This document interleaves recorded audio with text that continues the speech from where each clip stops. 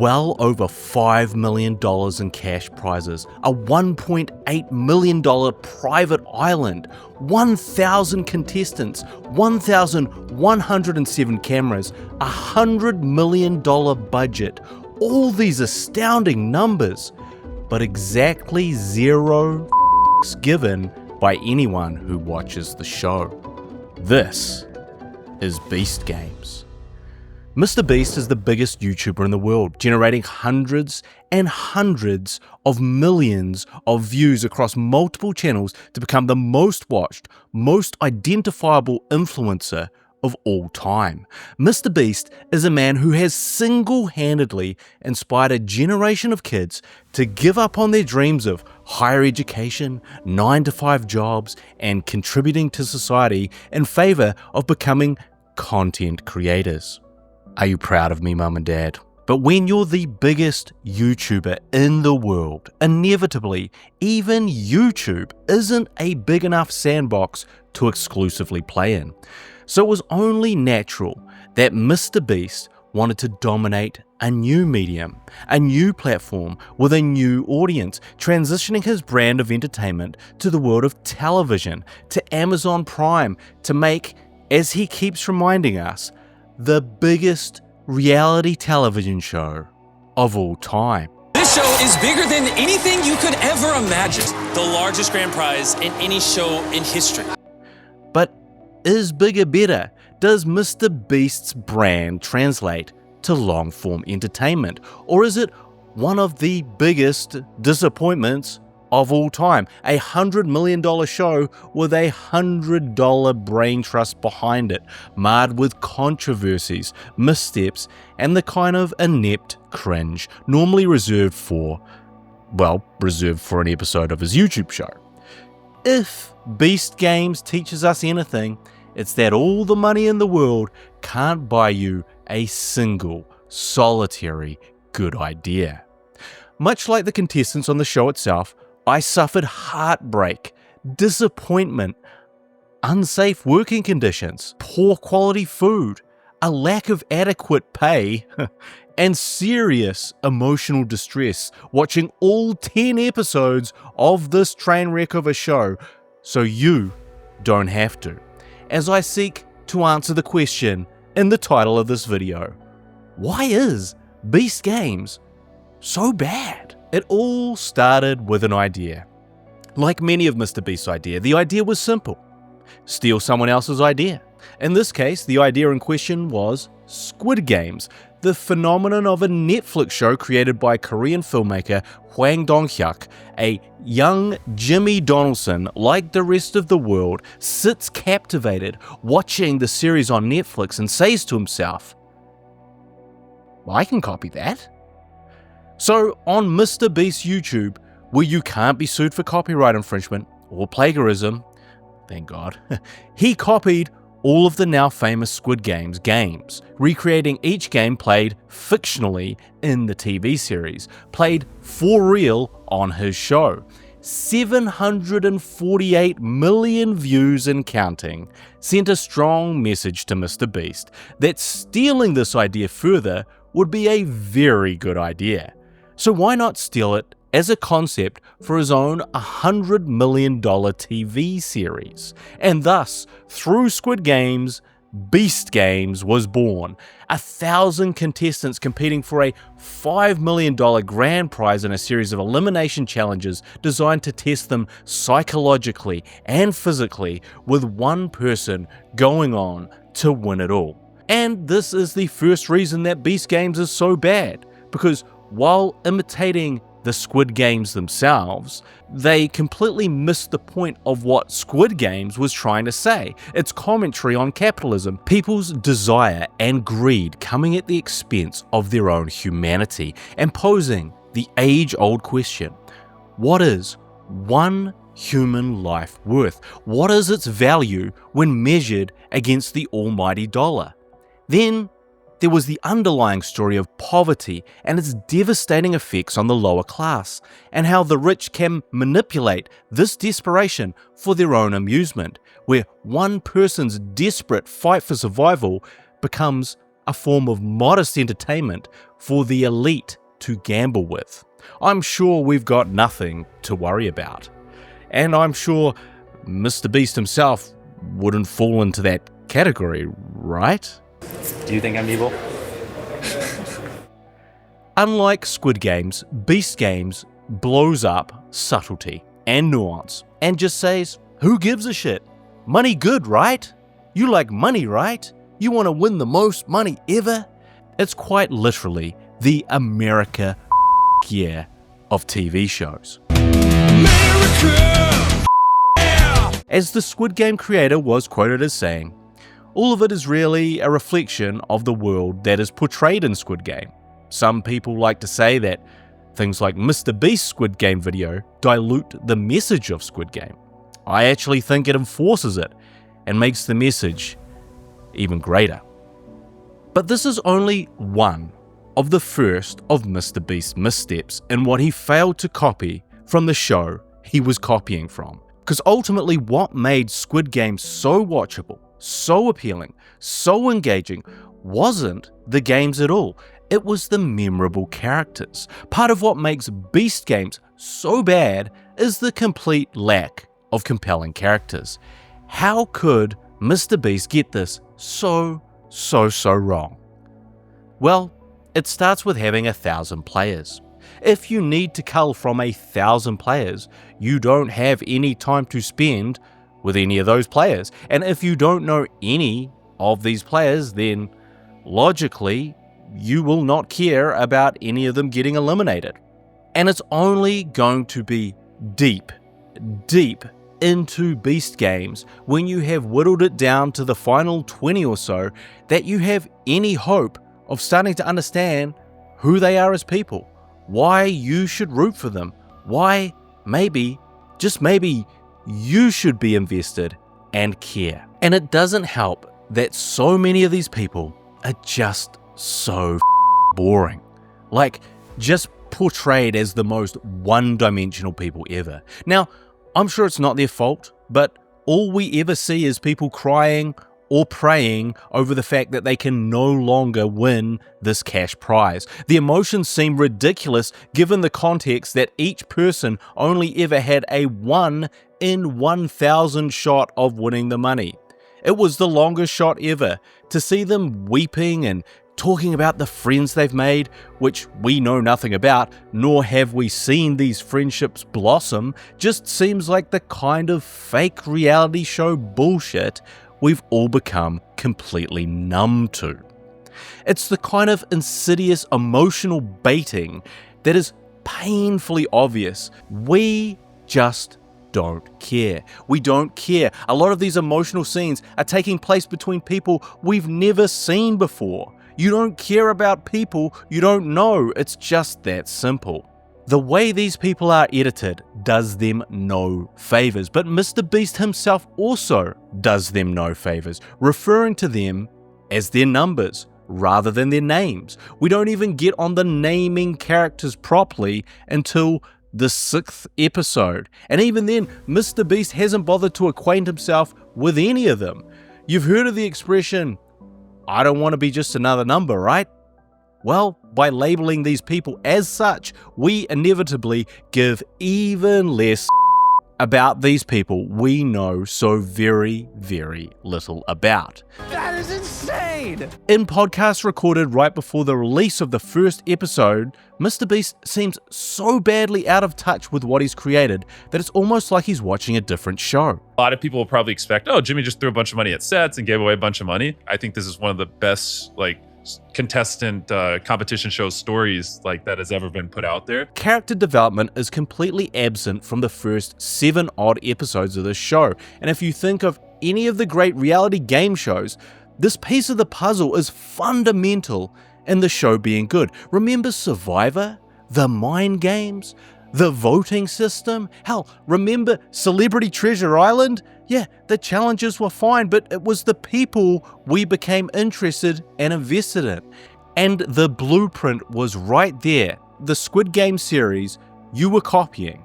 In fact, The blueprint was there in the reality series game show Squid Game Challenge, an actual game show spin-off of Squid Games, which, yes, focused on the characters of the contestants. And I don't want to get too much into the lawsuits and issues surrounding Beast Games. We don't know how that's all going to pan out, but if you read some of those complaints, it seems like some of the real-life Squid Games may have been taking place behind the scenes of Beast Games, which stands to reason when you put 1,000 people desperate for money in a confined space together for hours on end without proper meals, refreshments, or underwear.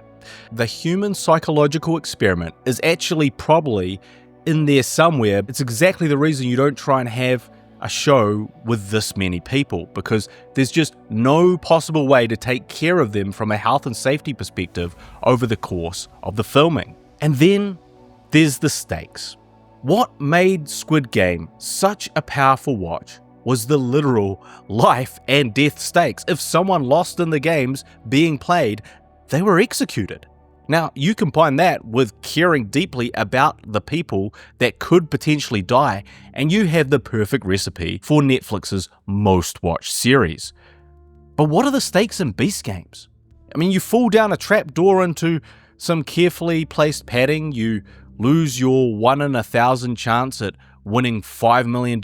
Just winning a lot of money is half of the equation, but without the other half, the actual high stakes of losing, means the math don't add up, especially when you consider what we the audience see.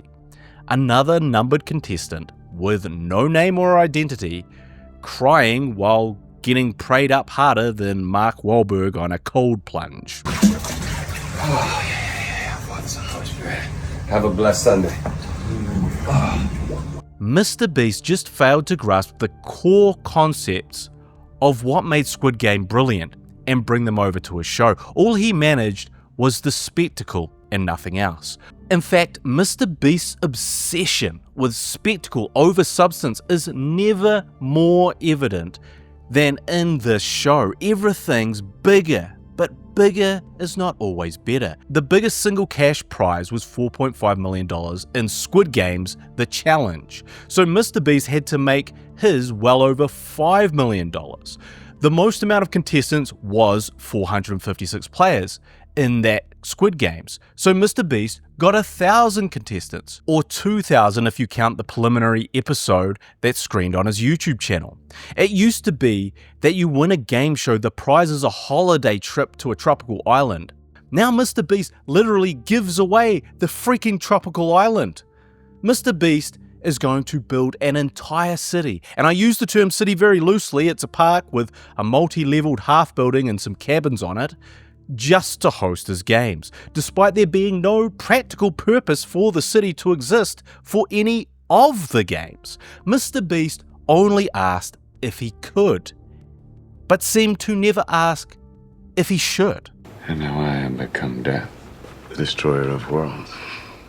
Because for every ridiculous stunt, every massive prize, every grand spectacle that unfolds, there is a small, fundamental, basic storytelling principle designed to create compelling television that gets ignored in favor of trains running into Lamborghinis and Navy SEALs backflipping off helicopters. Why do they need to backflip? Couldn't they just drop into the water? Better yet, why didn't they just get dropped off on the beach 20 meters away and avoid getting wet at all? Logic in Beast Games is something that doesn't exist. It's purely about the visuals. For example, the train stunt. A train comes down the track. It can go two ways. A contestant has to pull a lever. He can direct the train to hit a Lamborghini or direct it to not hit the Lamborghini and eliminate some players.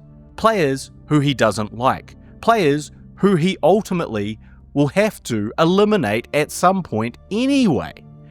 Guess what? He chooses to eliminate the players and keep the Lamborghini. But hold on, now he can eliminate one of his best friends, or let the train hit a Tesla, and some more players he doesn't like. So he lets the train hit the Tesla and chooses not to eliminate his friend, probably because he's already won the Lamborghini. who thought this challenge made any sense? As said by the contestant on the show, This is not tough. He just won a Lambo. Why does he care about a Tesla and people he doesn't care about? if it's so obvious the contestants are saying it on the show, should this be a challenge? But it was like Jimmy was so obsessed with the idea of a train speeding down a track and smashing up something, he didn't bother to find a way the challenge made sense. The editors try and make this challenge tense and emotional. They try and superimpose the players on the tracks using CG and putting dummies in their place. But the players are not on the tracks. The train isn't going to run them down. Mr. Beast may be somewhat of a psychopath, but he's not that crazy. So it's just a train that's maybe going to hit an empty car or some dummies. I mean, this isn't tense, it's just stupid and incredibly wasteful. It's the same as just asking the same player, does he pick the car or eliminate the players? They don't need the train, they don't need to smash the car. They could just ask him the question and not spend millions of dollars on this meaningless stunt. Same with the Navy SEALs. The game is hide and seek. The players are hiding on this tiny island. The first one found is eliminated. They're sending Navy SEALs to play hide and seek. The fact that they're real military and can backflip off helicopters is irrelevant. They don't even do a particularly efficient job of finding a player to eliminate. Mr. Beast and his co-hosts could go and do the seeking. Are Navy SEALs traditionally expert hide-and-seek players? Is that part of their training? I mean, I know we're going to do advanced weaponry and tactical espionage today, team, but did you check the closet to see if someone's hiding back there? It's like Mr. Beast's brain is so fixated towards these epic visuals, he's confusing something looking spectacular with that thing having any type of meaning to the audience. Yes, you can eliminate a row of contestants as you fly a drone over them, dropping them into these trapdoors. No, we don't care because we don't know any of those contestants. And those are some of the more crazy challenges, because part of the reason Beast Games is so bad is because a majority of the elimination games themselves are just so basic and dull. I mean, it's like Mr. Beast and his team are up at 3 AM completely bereft of any good ideas when the Mountain Dew kicks in. I know, what if teams have to pull a monster truck? Yeah, that'll be cool. But what are we going to do for the other 30 minutes? Well, they could do 50, 100 and 200 meter sprints to capture a flag. Yeah, and a sack race. I'm not joking. These are the games. Mr. Beast yells things like, This one is the most psychological game I've ever done. but most of his psychological games are more about chance than anything psychological. And games that are purely won by chance don't do his contestants any favors. The final 20 contestants have essentially fluked their way to that point by luck and coincidence rather than any type of skill. And if none of these games really require skill, why is any of this interesting? The idea of manipulation and pitting contestants against each other is one of Mr. Beast's favorite things. I also want it to be something that literally brings a person to the front and they do something that's very villainesque. That's what I want. Which I like. Except it frequently backfires, falls flat, or simply doesn't work because the type of psychological warfare Mr. Beast tries to wage is akin to a 5th grader's. In fact, one of the challenges involves the contestants picking teams to attempt a challenge. You know, you don't want to be picked last. You know, just like in 5th grade when you're the last one to be picked on the team. Look, don't worry, someone points that out. It feels a little bit like when you're at school and you don't get picked on the team. Mr. Beast is most definitely playing checkers, not chess. Mr. Beast builds an entire city just to have the contestants throw a ball from the top of a building into an oversized cup, or catch a ball that falls from a hole in a roof, balance a glass ball on a wooden rod and try not to drop it. In fact, this show could be called Ball Games, because so many of the challenges are just some variation of throwing a ball at something. Throw a coconut as close to the line as you can. Get this ball in the tube. Get this ball as close to a briefcase as possible. Balls. They build the biggest environments for contestants to only play the most basic ball games that could have been played in my backyard. Congratulations, you got your ball closest to the pile of dog poo, which means you will not be eliminated. But if you could pick up that dog poo, it would be greatly appreciated. And what about the more psychological games? Well, one of them is 3 people go into a room, one has to choose to leave, or they're all eliminated. They have 5 hours. Buckle up for some of the most mundane, one-dimensional conversations you've ever heard between a cast of characters you do not know and do not remotely care about. And that's only episode 3. Oh God. There's 7 more of these episodes to go. In a later episode, contestants have to take an intelligence test. Yes, that's right.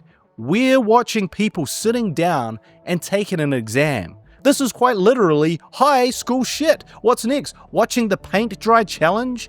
One entire episode is dedicated to the final contestants playing phone tag. And yes, that is as boring as it sounds. Beast City was built for people to call each other on these landlines. The true psychological warfare Mr. Beast is waging is between his audience and their remotes, constantly daring them to stop watching.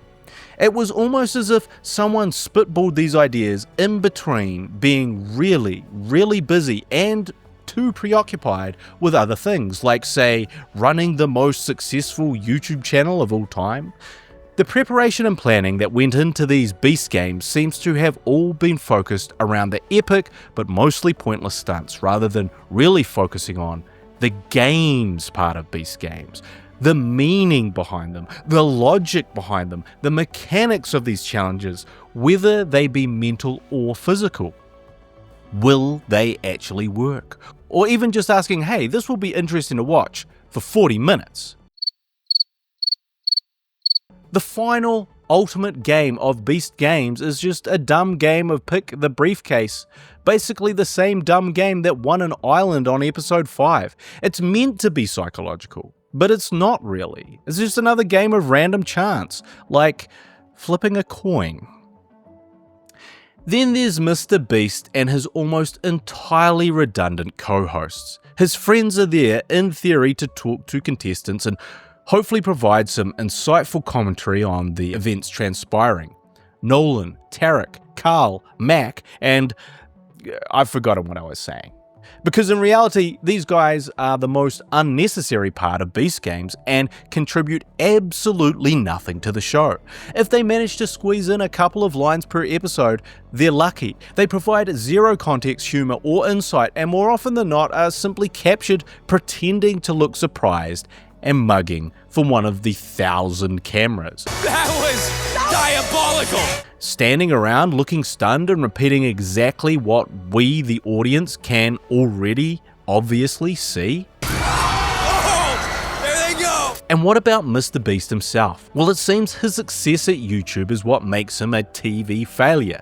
Mr. Beast has had to look like a grinning lunatic in so many of his YouTube thumbnails for so long that his expression is now a permanent thumbnail, like some kind of hyena from The Lion King. Jimmy has that one default grinning expression regardless of what's going on, and it just makes him seem like, well, like a psycho YouTuber. But he is also just not a good host. He confuses shouting everything at the top of his lungs with being engaging.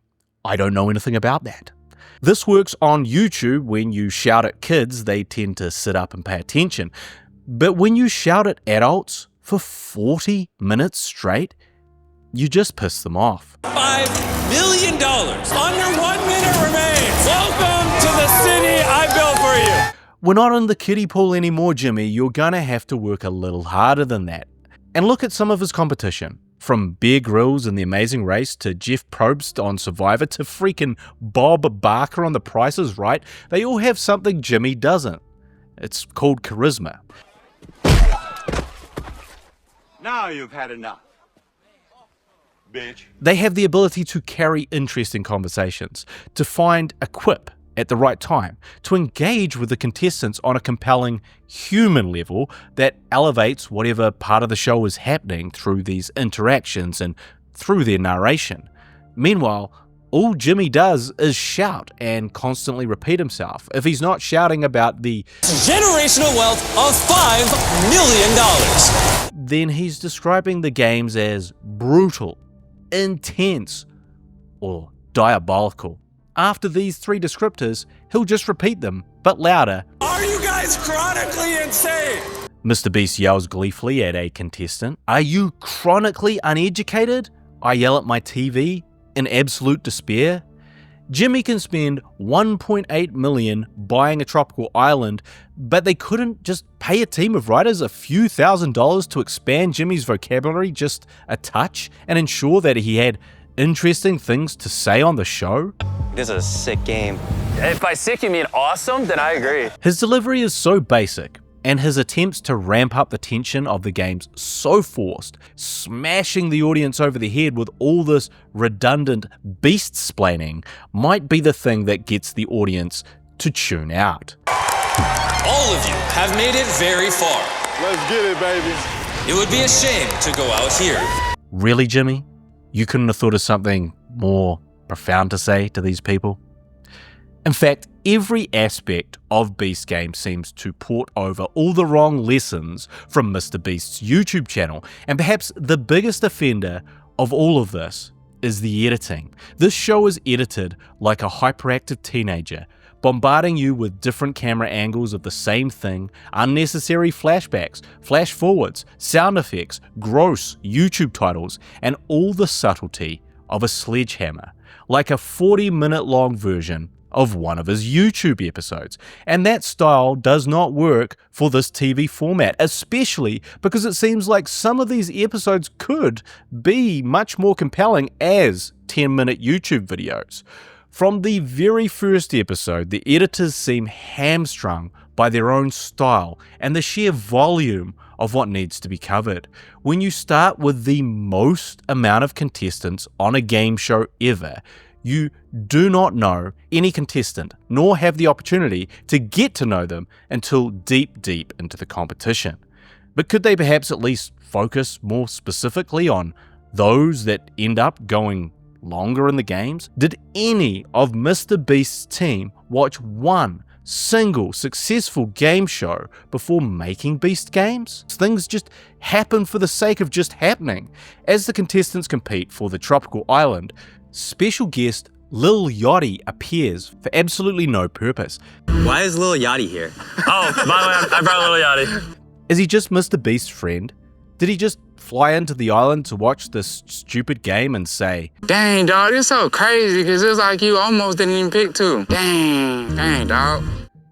Is that meant to be funny? Was Mr. Beast so tickled by the idea that he just flew in Yachty on a whim for a joke? Because like, lol, Lil Yachty's here? What a surprise. Isn't that crazy? Again, it's the kind of stunt that might work in a YouTube video, but 100% does not work in this context.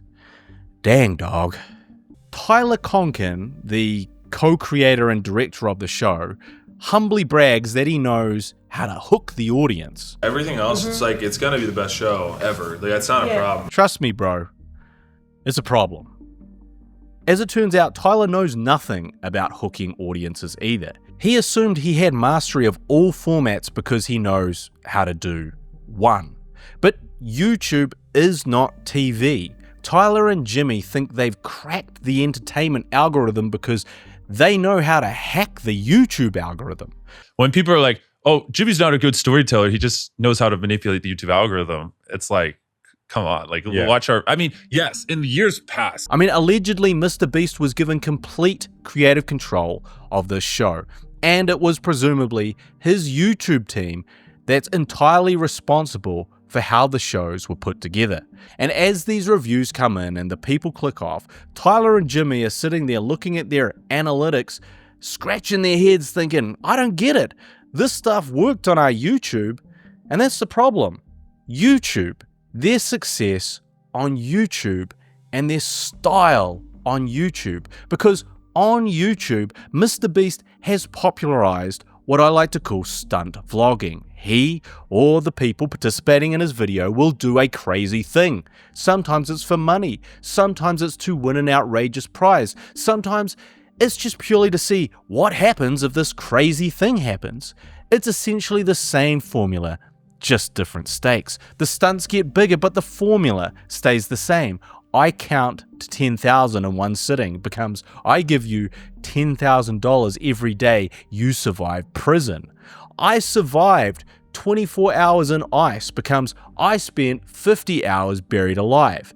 Extreme hide and seek becomes I did the real life Squid Games.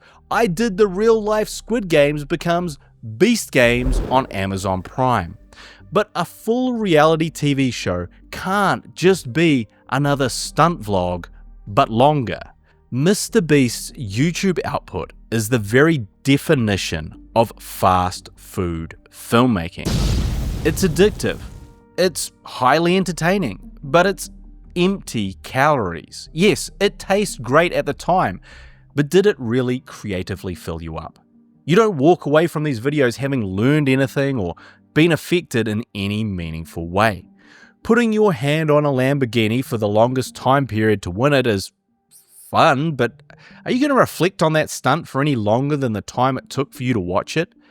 Is a Mr. Beast video going to stay with you the same way a beloved TV series or film might? Are we really going to be sitting here in years to come discussing the time he counted to 10,000? Will we fondly remember any of this content? And as the McDonald's of YouTube, it begs the question, is it healthy to feed your children McDonald's every day? Or your brain, for that matter? Because to take a slightly more insidious approach to Mr. Beast content, Mr. Beast is a dope dealer peddling dopamine hits to youths who are desperate for another. The type of feedback loops and retention hacks, the psychological manipulation through editing to sustain and pique our interest repeatedly is incredibly effective in small doses, but as an audience, the high wears off long before an episode of Beast Games ends. Storytelling drugs are not sustainable. Drugs are bad. And truthfully, none of this YouTube dope dealing has any place in quality storytelling. These tricks quickly expose themselves on Beast Games as the kind of fraudulent entertainment that goes completely unnoticed on his YouTube videos. But make no mistake, this is the kind of sugar rush that can only leave you with a pounding headache. On his YouTube channel, you don't have time to realize what's being done to your brain. It's a series of new, shiny objects placed in front of you until the next episode. But out in long-form TV land, the junk food just can't keep you satiated to the end of an episode without you feeling bloated and nauseous from the experience. If you want to see just how insincere this all is, how badly broken the show is, just listen to the music over the course of an episode. It's wall-to-wall sound. There's barely a moment of silence. Every second, the music is trying to make you feel something. It's trying to manipulate you at all times. This is a happy moment. You can get excited here. Oh, this is a moment of sadness. Oh, now this is a very scary situation. And yet the very fact that Mr. Beast's team needs to paste in all of these emotional cues through the music every second of an episode shows just how badly the show fails to create that emotion authentically through what's actually happening on screen. You wouldn't need a fraction of this music if any of the emotional impact of what they want you to feel was resonating. The agonizing music is almost an acknowledgement of how badly they've failed. It's a big, ugly band-aid over a massive storytelling hole. It's trying to hack story rather than tell stories. It's looking for a retention cheat code rather than simply being compelling. The YouTube-ification of story is actually in some way the death of story. But I don't think we could have ever expected something different from Mr. Beast. We are all products of our environment, and Mr. Beast is a product of YouTube. YouTube birthed him. It raised him. You see, we merely adopted the dark. He was born into it. Because it's not just what Mr. Beast is feeding us, it's what he's been feeding himself. A staple diet of YouTube junk food since he was but a child. I mean, what do you think this obsession, this fixation, this constant feedback loop of trash does to someone's brain? Garbage in, garbage out. Remember this video? Jimmy's famous post at 15, hello to my future self? What does he tell himself? What are his hopes for the future? I hope I have 1 million subs. I better have 1 million subscribers when you guys see this. Dude, I really hope I have 1 million subs by now. Please, future me, please. I better have 1 million when this goes public. You know what a normal 15-year-old's hopes for the future are? That he might, I don't know, actually lose his virginity? Meanwhile, Mr. Beast over here is jerking off to his YouTube analytics page. So if you're wondering why it feels like Beast Games was made by some type of YouTube AI robot overlord imagining what a reality TV show should be like, well, there's your answer. So is Mr. Beast just surrounded by yes men not prepared to highlight how shitty a lot of these ideas are? Or are all of his creative team just really inexperienced and kind of dumb? Well, the answer is probably both. And perhaps that's the greatest shame, the ridiculous excess of it, the wastefulness, the tragedy that a whole bunch of YouTubers blew out $100 million budget on a bunch of really dumb ideas and stunts, thinking that they know how to make a compelling television show because they know how to mind their young audience here on YouTube. How many great television shows were not made to cover Mr. Beast's Beast Games budget? It's not cool that you have 1,000 cameras. It means you end up getting lots of shitty looking shots and shots with cameramen in those shots. It doesn't matter if you recorded 50 years of footage. That just means your team of editors have too much work to do to cut it down to a quality episode of television. It doesn't matter that you have a $100 million TV show if you don't know how to intelligently spend that money to make it a well-made TV show. A lot of this camera stuff, I'm just not skilled at. When we talked about doing a show, the thing I kept telling him was, I don't know how to film it. And look, we have no idea how Amazon gauged this in terms of success. Variety reported the series had received 50 million streams since its release. It is currently their most popular unscripted television show. But we don't know how they measure streams. It's safe to assume that it's not 50 million people watching the whole entire series. And being the most popular unscripted show is only meaningful if you have a lot of very popular unscripted shows. And while yes, those streams will continue to increase, if something costs $100 million and you receive 50 million streams, isn't that like paying every viewer $2 to watch it? I mean, how could that be viewed as a good return on investment? And yet, it was also reported that the show was driving a huge surge in an increase in Prime subscriptions, with people signing up specifically to watch the show. And we do know that new subscriptions is sadly one of the streamer's most valued metrics. We also don't know if this show is a success. I am pulling for this group of people to make something really incredible that a lot of people enjoy, because I think it's really important that this goes well for our industry. No, we don't.